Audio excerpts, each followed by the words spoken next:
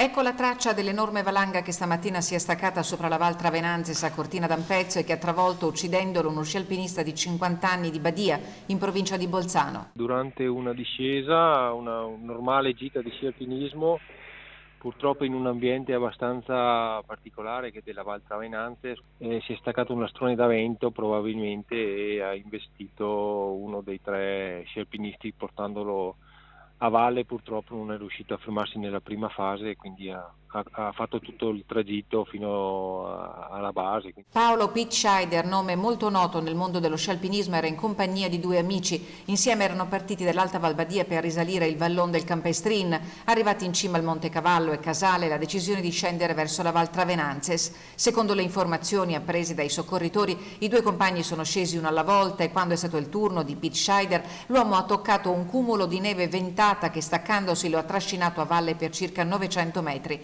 L'allarme è scattato attorno alle 11 e ha fatto convergere in zona l'elicottero del SUEM di Pieve di Cadore che, raggiunta la Slavina, ha iniziato la ricognizione. È stato ritrovato subito con l'arma dell'elicottero, era dotato di tutte le dotazioni di sicurezza, però ricordiamoci che le dotazioni di autosoccorso non impediscono che la valanga scenda. Quindi sono di supporto e di aiuto, ma non impediscono la caduta delle valanghe, quindi dobbiamo avere un'attenzione molto molto grande. Il tecnico di elisoccorso e l'unità cinofila hanno completato la ricerca e recuperato il corpo dell'Alto Atesino sepolto sotto 80 centimetri di neve, incolumi ma sotto shock i compagni di escursione trasportati a valle.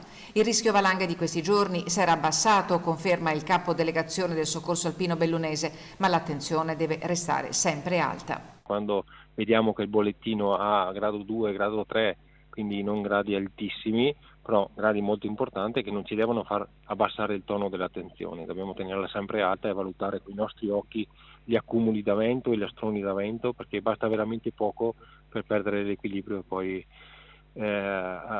non fermarci più.